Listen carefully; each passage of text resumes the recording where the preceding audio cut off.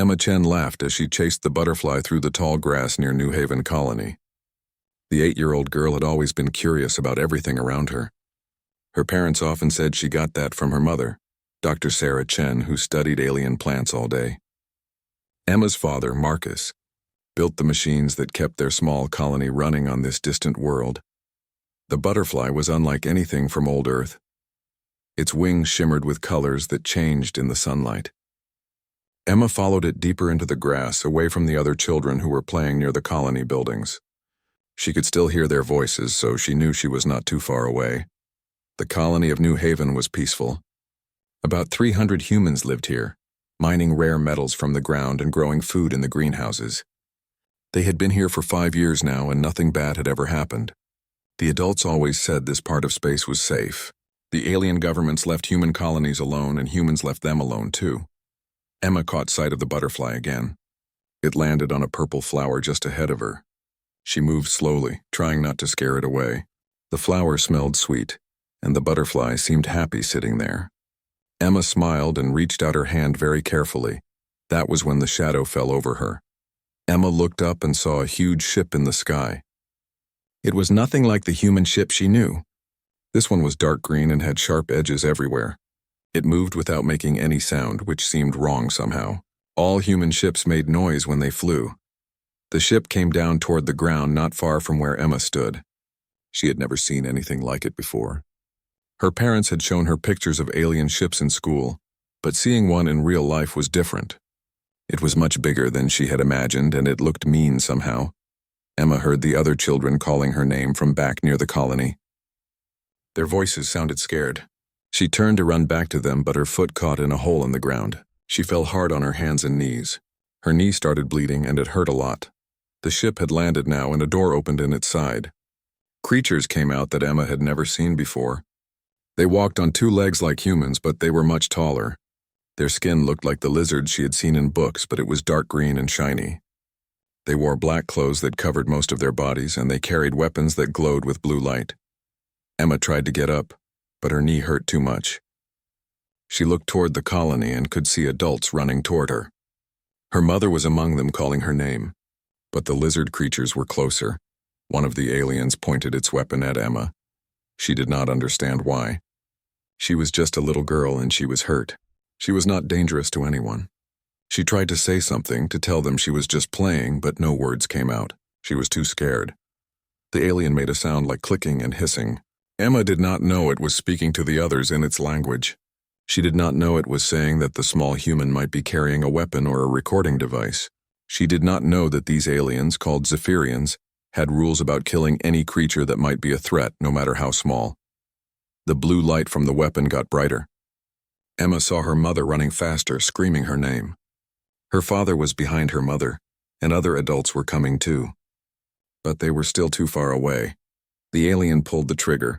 The blue light hit Emma, and she disappeared. There was no explosion, no fire, nothing left behind. The weapon had turned her into nothing at all. One moment she was there, scared and hurt, but alive.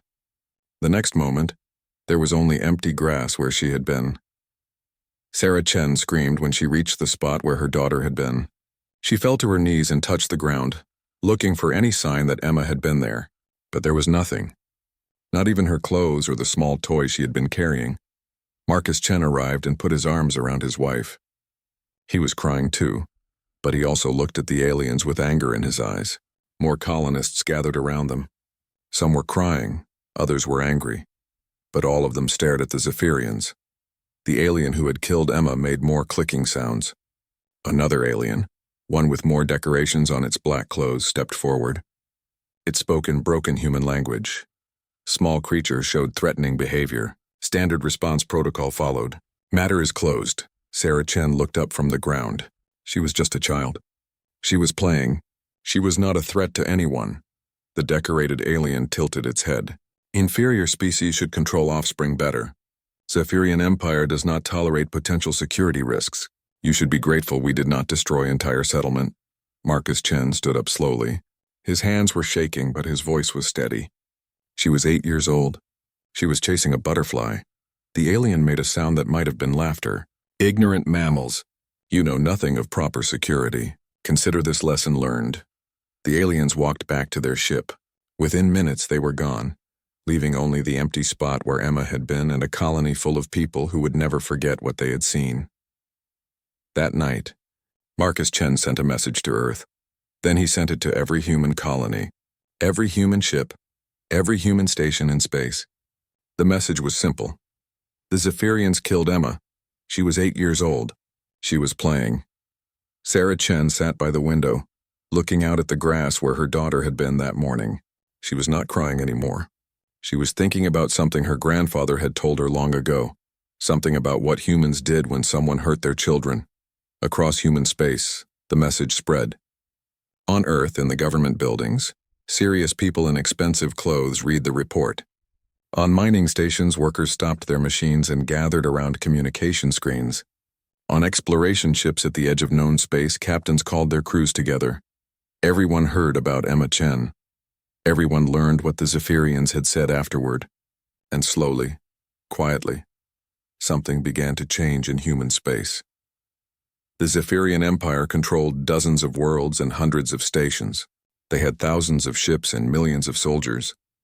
They were one of the most powerful forces in this part of the galaxy. They had destroyed entire species that had challenged them. But they had never killed a human child before. They had never heard the words that humans used when someone hurt their young. They did not know that humans had once hunted creatures much larger and stronger than themselves on their home world. They did not know that humans could be patient, that they could plan, that they could work together when something mattered enough. They did not know that when humans said, "We are coming," they meant it. In 3 days, every human government, every human military unit, every human colony would receive new orders. But that night, in the silence after the aliens had gone, Sarah and Marcus Chen just held each other and remembered their daughter's laugh. The butterfly Emma had been chasing still flew around the purple flowers. But Emma would never chase butterflies again, and the humans would never forget why. Admiral Helena Vasquez stood in front of the United Earth Council chamber. The room was so quiet you could hear people breathing. Every leader of humanity was there, either in person or connected by video from across human space. They had all seen the reports from New Haven. They had all heard what happened to Emma Chen. Helena had been a soldier for 30 years.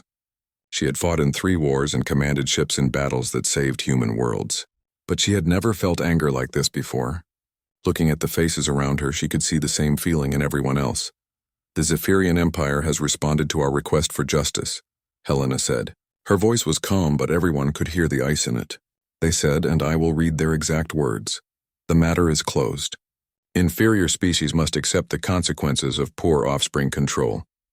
The Zephyrian Empire will not waste time on the complaints of mammals." Several council members started to speak at once, their voices angry. Helena raised her hand for silence. "They also sent this," she continued, holding up a datapad. "A bill. They are charging us for the cost of the energy weapon discharge that killed Emma. They say we owe them 50 credits for the ammunition." The silence that followed was different from before. It was the kind of silence that came before storms. President Maria Santos of Earth spoke first. "What are our military options, Admiral?" Helena had been waiting for this question.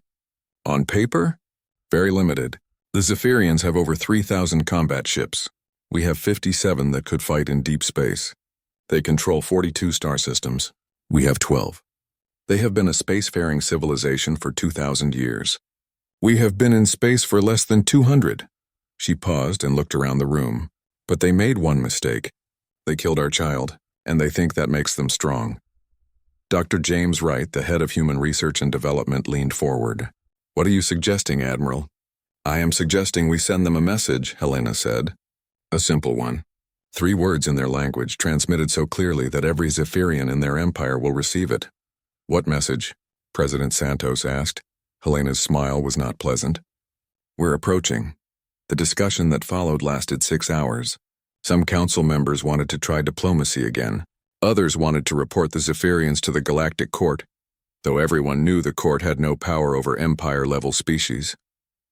A few suggested humans should just accept what happened and try to avoid future incidents. But slowly, as the hours passed, more and more voices joined Helena's side. The representative from the Mars colonies spoke about how his children cried when they heard about Emma.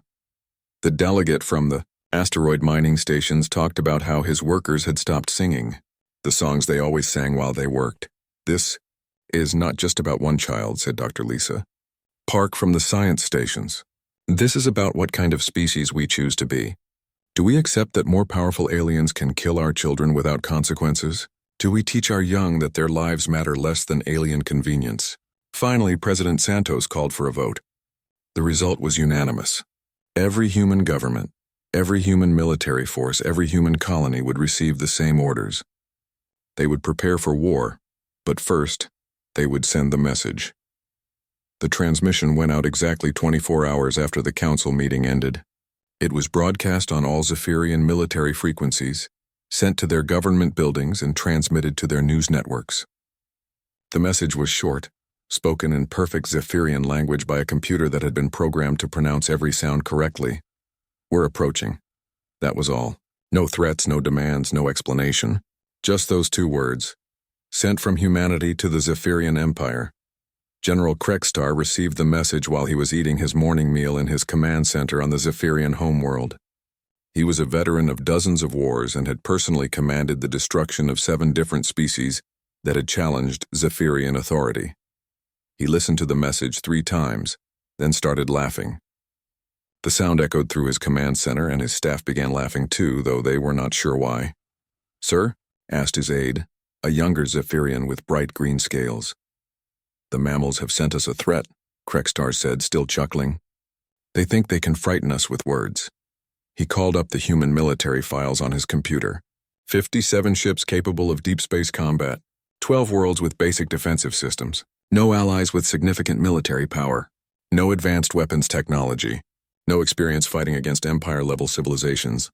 Send a reply, Krekstar ordered. Tell them that if they approach Zephyrian space, we will destroy every human world and sell the survivors as slaves. But as the days passed after the human message, strange things began to happen. The Kythera, an insect-like species that controlled several systems near human space, suddenly announced they were closing their borders. They would not allow any ships to pass through their territory, and they were recalling all their citizens from nearby systems. The Vorthan Republic, which had trade agreements with both humans and Zephyrians, quietly canceled all their shipping contracts in the border regions. When asked why, they said only that the weather might be changing. Most puzzling of all, the ancient Akari, who rarely spoke to anyone and who had been in space longer than any other known species, sent a message to every civilization in the galaxy. It was written in the old formal language that only scholars could read properly. When the children of Terra make their promise, the wise prepare for long storms. The young species has remembered what the old species have forgotten. The hunters from the Death World have given their word. General Krekstar read the message and dismissed it as meaningless old species nonsense. The Etchery were always speaking in riddles and metaphors. They had not fought a war in over 10,000 years. What could they possibly know about human military capabilities?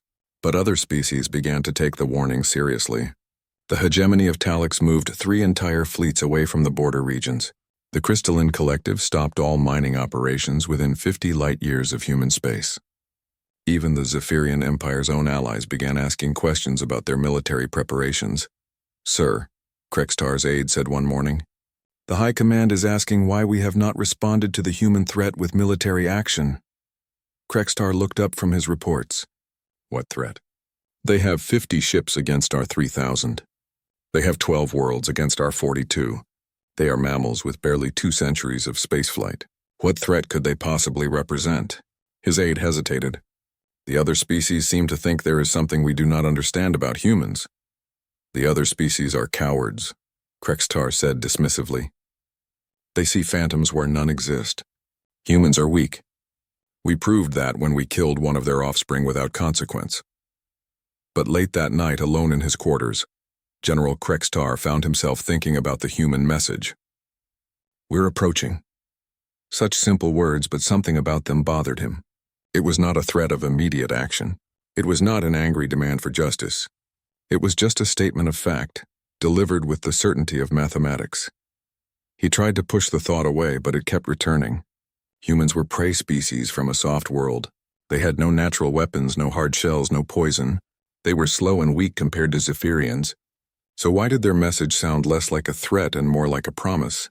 3 weeks after the message was sent, the first Zephyrian outpost went silent. The distress signal from mining station Keth 7 cut off in the middle of transmission. One moment, the station was reporting normal operations with 63 Zephyrian workers and 12 alien traders. The next moment, there was only silence. General Krextar stared at the communication screen in his command center. This was the third outpost to go dark in 2 weeks. The first had been a small research facility with only 20 Zephyrians aboard. The second was a fuel depot with 45 crew members. Now Keth 7, one of their larger mining operations. Send the fast response fleet to investigate, Krextar ordered. I want to know what is happening to our stations. The fast response fleet arrived at Keth 7 6 hours later. What they found made no sense. The station was intact. All systems were working normally. The mining equipment was still running. But every Zephyrian on the station was dead. Commander Vextal led the boarding party through the station's corridors. The bodies they found were not damaged by explosions or energy weapons. Each Zephyrian had been killed by precise cuts to vital areas, the kind of wounds that came from close combat with blade weapons. But there were no signs of a fight. No damaged walls, no overturned furniture, no blast marks from defensive weapons. "Sir," called one of his soldiers from the station's main control room, "you need to see this." Vextal found his soldier standing over a desk where several alien traders had been working when the attack began. The traders were all alive, unconscious but unharmed. Next to them was a note written in perfect Zephyrian script. These beings were not involved in the death of Emma Chen. They have been sedated and will wake in 2 hours. We suggest you treat them well. At the bottom of the note was a symbol that Vextal had seen in intelligence reports, the emblem of the human military. Impossible, Vextal muttered. How did humans get past our sensors? How did they board the station without triggering any alarms? His communications officer looked up from his console. "Sir, I have something else." The station's security recordings show the attack. The recording showed the mining station operating normally. Then, without any warning, human soldiers appeared in the corridors. They moved like shadows, wearing black armor that seemed to absorb light. Their faces were covered by masks, but their movements were wrong somehow. Too fast, too quiet, too precise. The humans killed every Zephyrian they encountered with mechanical efficiency. They used no energy weapons, no explosives, just long knives that cut through Zephyrian armor like it was made of paper. When they found the alien traders, they simply put them to sleep with some kind of gas and moved on. The entire attack lasted 11 minutes. Then the humans disappeared as suddenly as they had appeared, leaving behind only the dead and the note. "How did they get on the station?" Vextal asked his technical specialist. "Show me the external sensors." The external recordings showed nothing. No ships approaching, no transport beams, no docking procedures. One moment the space around the station was empty. The next moment humans were inside killing Zephyrians. Vextal sent his report to General Krextar, but he knew his superior would not believe it. It sounded impossible. Humans were supposed to be a primitive species with limited military technology. They were not supposed to be able to appear and disappear like ghosts. But 3 days later, another station went silent. Then another. Then a small patrol ship that had been traveling between systems sent a final message.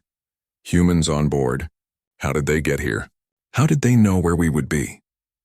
General Krextar called an emergency meeting with his staff. The situation was becoming serious. 7 Zephyrian installations had been attacked in 3 weeks. Over 400 Zephyrian soldiers and workers were dead, but not a single human had been captured or killed. It was like fighting an enemy that could walk through walls and read minds. "What do our intelligence services tell us about human military capabilities?" Krextar demanded. Intelligence Chief Mordak consulted his reports. "According to our files, humans have no stealth technology. Their ships are primitive and easily detected. Their soldiers use basic projectile weapons and simple armor. They have no experience with boarding actions or covert operations." "Then explain to me how they are doing this," Krextar roared. Mordak had no answer. The attacks made no sense according to everything the Zephyrians knew about human abilities, but the evidence was undeniable. Humans were somehow striking deep into Zephyrian space, killing soldiers with hand weapons and vanishing without a trace. The attacks followed no logical pattern. They were not targeting strategic facilities or important military bases. They seemed to be chosen at random except for one thing.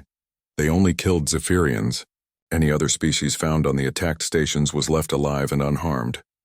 "Sir," said Tactical Coordinator Zesheri, "I think we need to consider that our intelligence about humans might be wrong." Krextar turned his cold eyes on her. "Explain." "The other species have been warning us about humans for weeks. The Cathara sealed their borders. The Vorthan Republic canceled all shipping in the region. Even the Ekuri sent warnings. Maybe they know something we do not. The other species are cowards," Krextar snapped. "They fear shadows and rumors." But privately he was beginning to wonder. The Achari message had mentioned hunters from the Death World. What did that mean? Humans came from a planet called Earth, which was supposed to be a pleasant world with moderate temperatures and abundant water. What made it a death world? He ordered his research teams to compile everything known about Earth and human evolution. What they found was disturbing.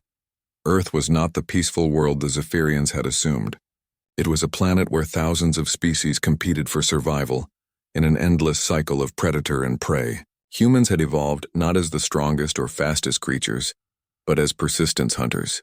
They would chase their prey for days or weeks, following tracks across vast distances, never giving up until their target collapsed from exhaustion. They hunted creatures much larger than themselves, the research report stated. They worked in coordinated groups, using tools and strategy to bring down animals that could easily kill an individual human. Their success came not from strength, but from patience, endurance, and the ability to plan complex operations over long periods of time. Krextar read the report 3 times. Persistence hunters, creatures that never gave up, never stopped following their prey. And now these humans had chosen the Zephyrian Empire as their prey. The next attack confirmed his worst fears. A Zephyrian heavy cruiser, the Dominant Strike, was traveling through deep space with a crew of 300. It was a military vessel with advanced sensors and heavy weapons, surrounded by escort ships. There was no way humans could approach it undetected, but they did. The ship's final transmission lasted only seconds. Hull breach in multiple sections. How are they inside? We never saw them coming. They are everywhere. They move like, then silence. When the rescue fleet found the Dominant Strike 12 hours later, all 300 Zephyrians aboard were dead. The escort ships were intact, their crews alive but unconscious. On the bridge of the cruiser, the humans had left another note. Emma Chen was 8 years old. She was chasing a butterfly. "We told you we were approaching. We are here." General Krextar realized with growing horror that the humans had not been making empty threats. They had been giving warnings. They had told the Zephyrian Empire exactly what they intended to do, and now they were doing it. But how were they doing it? How were humans, supposedly a primitive species, striking at will throughout Zephyrian space? How were they boarding ships without being detected? How were they killing trained Zephyrian soldiers so easily? The answer came from an unexpected source. One of the alien traders who had survived the Keth 7 attack agreed to speak with Zephyrian intelligence. He was a Cathara, one of the insect-like beings who had closed their borders after the human warning. "You do not understand what humans are," the Cathara told Mordak through a translator. "We have watched them for decades. We know what they are capable of when they decide to hunt." "They are mammals," Mordak replied. "Weak creatures from a soft world." The Cathara made a sound that might have been laughter. "Earth is not a soft world. It is a death world where every creature must kill to survive. Humans became the apex predator on that world not through strength, but through intelligence and persistence. They are the most dangerous hunters in the galaxy, and you have given them reason to hunt you. That is impossible. Our intelligence clearly shows—" "Your intelligence shows what humans chose to let you see," the Cathara interrupted. "Do you think a species that conquered a death world would reveal their true capabilities to potential enemies? They have been preparing for this war since the day you killed their child. Every human in the galaxy has been working toward this moment." That night, General Krextar stood alone in his office looking out at the stars. Somewhere in that darkness, human ships were moving toward Zephyrian targets. Human soldiers were preparing to kill more of his people, and he had no idea how to stop them. For the first time in his long military career, Krextar began to understand what fear felt like. The emergency session of the Zephyrian High Command was unlike any meeting in the Empire's 2,000-year history. General Krextar stood before the Supreme Council, his normally proud bearing diminished by weeks of impossible defeats. Behind him, holographic displays showed the growing list of attacked installations: 23 stations, 7 ships, and over 800 dead Zephyrians. "Explain to us how a primitive mammal species is destroying our military installations," demanded Supreme Commander Thekvar, his ancient scales dark with anger. "Our intelligence claimed they had 57 combat-capable ships. How are 57 ships defeating the greatest military force in this sector?" Krextar had been dreading this question. "Supreme Commander, we believe our intelligence was incomplete. The humans appear to have capabilities we did not know about." "What capabilities?" asked Fleet Admiral Corson. "Invisibility? Teleportation magic? We do not know," Krextar admitted. "Our survivors report that human soldiers appear inside our installations without warning. They kill with hand weapons that cut through our armor. They leave no traces of how they arrived or departed. And they only target Zephyrians, leaving other species unharmed." The council chamber erupted in angry voices. Some members demanded immediate retaliation against human worlds. Others called for Krextar's removal from command. But Supreme Commander Thekvar raised his hand for silence. "Show us the security." "Recordings," he ordered the chambers. Lights dimmed as holographic displays showed the attack on mining station Keth 7. The council watched in silence as human soldiers moved through the corridors like living shadows. Their armor seemed to bend light around it, making them difficult to see clearly. They moved with inhuman speed and coordination, killing trained Zephyrian soldiers with casual efficiency. "How many humans were involved in this attack?" asked Fleet Admiral Corson. "Based on the recordings, approximately 12, Krextar replied. 12 humans killed 63 Zephyrians? "Yes, Supreme Commander." The silence that followed was heavy with implications. If 12 humans could kill 63 Zephyrians so easily, what could hundreds of humans do? "What about thousands? What do we know about where these humans are coming from?" asked Intelligence Director Velthar. Krextar activated another display. "That is the most disturbing part. The attacks are not coming from human space. They are originating from locations throughout our territory. It appears the humans have established hidden bases inside our empire." "Impossible," snapped Fleet Admiral Corson. "We monitor every ship that enters our space. We have sensors on every major route. No human fleet could penetrate our borders without detection. Unless they did not arrive recently," suggested Intelligence Director Velthar. "What if they have been preparing for this for months? What if they began infiltrating our space immediately after the incident on New Haven?" The thought was chilling. It meant that while the Zephyrian Empire had dismissed the human threat, humans had been quietly positioning themselves throughout Zephyrian space. They had been planning, preparing, and waiting for the right moment to begin their campaign. "How many humans could be operating in our territory?" asked Supreme Commander Thekvar. "We have no way of knowing," Krextar admitted. "Their stealth capabilities are beyond our ability to detect. There could be dozens of human teams, or hundreds." That afternoon, the Cathera ambassador requested an emergency meeting with the Zephyrian government. Ambassador Clicktith was ancient even by Cathera standards, and her compound eyes held knowledge that spanned centuries. "We warned you," she said through her translator. "We told you to prepare for long storms. You did not listen."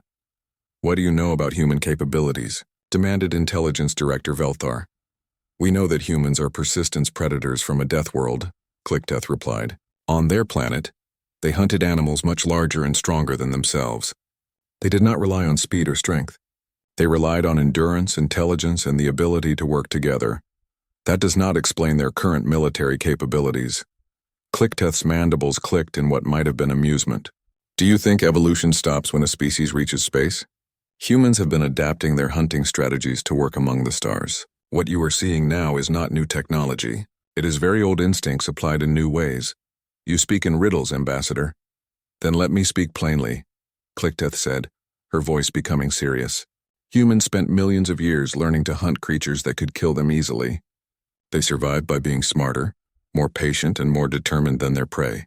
They learned to track their targets across vast distances, to work in coordinated groups, and to never give up once they had chosen their prey." She paused, letting her words sink in. "You killed one of their children. In their minds, you have become the prey, and humans never stop hunting their prey. But how are they doing it?" Velthar pressed. "How are they appearing inside our installations without detection? the same way they appeared inside the territories of megafauna on their homeworld, Clickteth replied. Patience, planning, and the ability to think like their prey. They studied your patrol routes, your security procedures, your habits. They learned everything about how you think and how you operate. Then they found ways to use that knowledge against you. That evening, more disturbing reports reached the High Command. The human attacks were escalating. Instead of targeting isolated stations, they were now hitting larger installations. A military depot with 200 soldiers had gone silent. A fleet maintenance facility with 500 crew members had been found with all Zephyrians dead and all equipment destroyed. But most troubling of all were the reports from Zephyrian allies. The hegemony of Talix announced they were suspending all military cooperation with the Zephyrian Empire. The Crystalline Collective canceled their mining contracts in Zephyrian space. Even species that had been part of the Zephyrian alliance for centuries were quietly distancing themselves. Why are our allies abandoning us? Supreme Commander Thekvar demanded during another emergency meeting. The answer came from an unexpected source. The ancient Ikari, who had not communicated directly with the Zephyrian Empire in over 1,000 years, sent a formal message to the High Command. It was written in the oldest diplomatic language, and its meaning was clear. The children of Terra have remembered the old ways. They hunt as their ancestors hunted on the death world of their birth. They have chosen the Zephyrian Empire as their prey, and they will not stop until their prey is dead or driven away. We advise all civilized species to avoid the hunting ground until the hunt is complete. General Krextar read the message with growing horror. The Achari were the oldest known species in the galaxy. They had seen the rise and fall of dozens of civilizations. If they believed the humans were capable of destroying the Zephyrian Empire, then perhaps the threat was real. But it was the final paragraph of the Achari message that truly frightened him. We have observed the humans for 2 centuries. We have seen them adapt their hunting instincts to space warfare. What the Zephyrians face now is not a military campaign. It is a hunt, and humans have never failed to bring down their chosen prey. 3 days later, the attacks reached a new level of coordination. 7 Zephyrian installations were hit simultaneously across 3 different star systems. The precision required for such coordination suggested that hundreds of human operatives were working together with perfect timing. Fleet Admiral Corson proposed a massive military response. We have 3,000 ships, he argued. We will sweep through human space and destroy every human world. We will show the galaxy what happens to species that challenge Zephyrian authority. But Intelligence Director Velthar had troubling news. Our deep space reconnaissance has detected unusual activity in human space. They appear to be mobilizing their entire civilian fleet alongside their military vessels. Every human ship capable of interstellar travel is being modified for combat operations. How many ships? Asked Supreme Commander Thekvar. Our estimates suggest over 10,000 vessels. The number hit the Council like a physical blow. 10,000 ships was more than 3 times the size of the Zephyrian fleet. Even if most of them were converted civilian vessels with limited combat capability, the sheer number was overwhelming. That is impossible, Fleet Admiral Corson protested. Humans do not have the industrial capacity to support such a fleet. Unless they have been preparing for this war for longer than we realized, Velthar replied. Remember, it has been 3 months since the incident on New Haven. 3 months of every human colony, every human station, every human ship working toward a single goal. The realization was staggering. While the Zephyrian Empire had dismissed the human threat, the entire human species had been preparing for war. Every human in the galaxy had been contributing to the war effort, turning their entire civilization into a weapon aimed at the Zephyrian Empire. That night, General Krextar stood alone in his quarters, staring at a holographic display that showed the current locations of human attacks. Red dots marked every installation that had gone silent, every ship that had been destroyed. The dots formed a pattern that was slowly converging on the heart of Zephyrian space. The humans were not just killing Zephyrians at random. They were systematically destroying the Empire's ability to defend it. The massive human fleet emerged from hyperspace at the edge of the Zephyrian home system like a storm of metal and fire. Admiral Helena Vasquez stood on the bridge of her flagship, the UHS Emma's Promise, watching as thousands of ships took their positions around her. They had come from every human world, every human station, every corner of human space. Military vessels flew alongside converted cargo ships, research vessels, and even modified passenger liners. Every ship that humanity could put into space had answered the call. General Krextar watched the human arrival from his command center on the surface of the Zephyrian homeworld.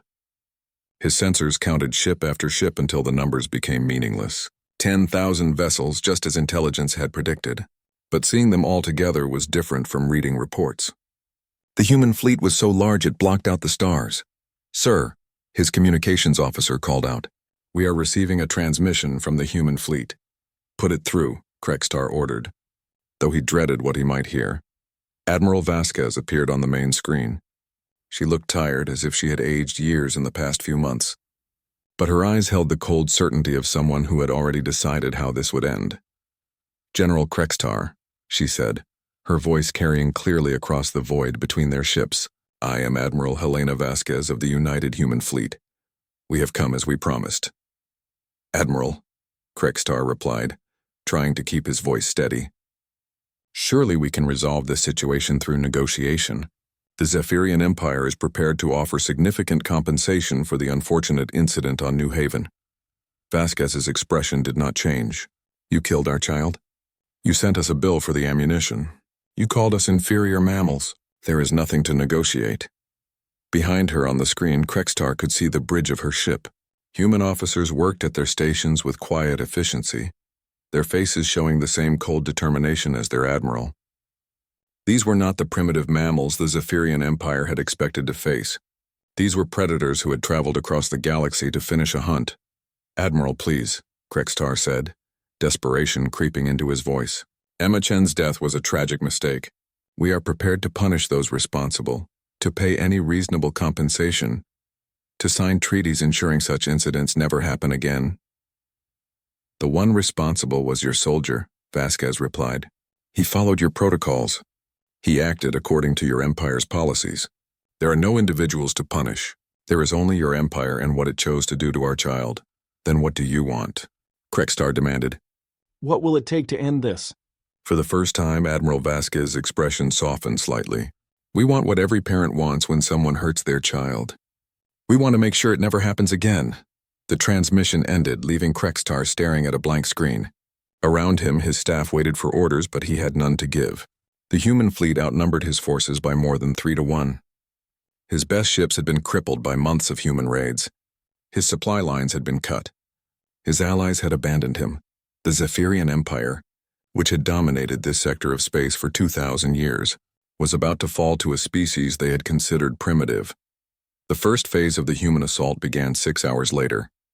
Instead of a direct attack on the heavily defended homeworld, human ships spread throughout the system, targeting orbital platforms, supply depots, and communication arrays. The Zephyrian defenders fought bravely, but they were overwhelmed by sheer numbers. Human tactics were unlike anything the Zephyrians had faced before. The converted civilian ships, which should have been easy targets, proved to be carrying advanced weapons and armor that had been hidden beneath innocent exteriors. Cargo ships revealed themselves to be carrying massive railguns. Passenger liners opened hidden launch bays filled with fighters. Research vessels deployed weapons that bent space itself, creating gravity wells that crushed Zephyrian ships. But it was the coordination that truly amazed the Zephyrian defenders. 10,000 ships moving as one, responding to threats and opportunities with perfect timing. It was like fighting a single massive organism, rather than a fleet of individual vessels. "How are they coordinating so many ships?" demanded Fleet Admiral Corson, as his task force was surrounded and systematically destroyed. The answer came from captured human communications.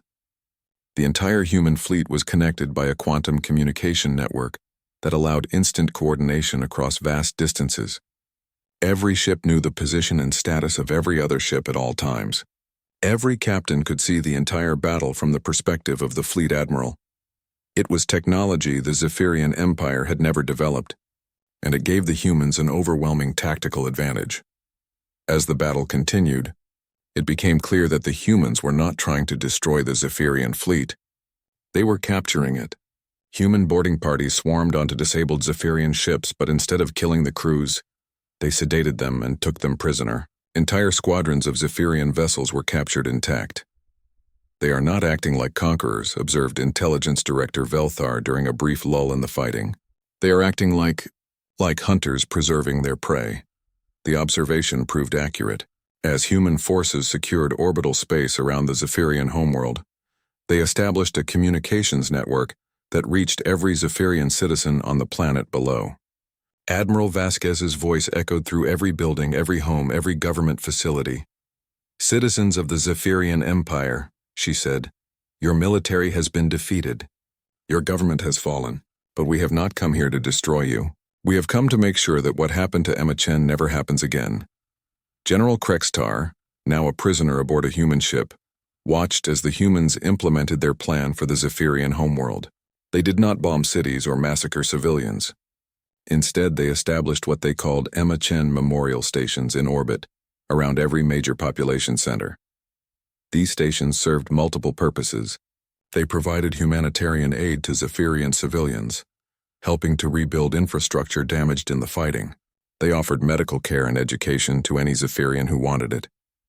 But they also served as a permanent reminder of what happened when someone harmed a human child. The memorial stations were staffed by human volunteers, many of them parents who had come from across human space to help with the reconstruction. They treated the Zephyrian civilians with kindness and respect, but their presence sent a clear message: humans would be watching. Similar memorial stations were established throughout former Zephyrian space. Every world that had been part of the Empire now hosted human observers who monitored the treatment of children and civilians. The humans did not rule these worlds directly, but their influence was unmistakable. "Why are you doing this?" Krextar asked Admiral Vasquez during one of his supervised visits to the surface of his homeworld. "You could have simply destroyed us. Why show mercy?" Vasquez looked out at the city below, where Zephyrian children played in parks under the protective watch of human peacekeepers. "Because that is not what Emma would have wanted," she said quietly. "She was playing with alien children when your soldier killed her.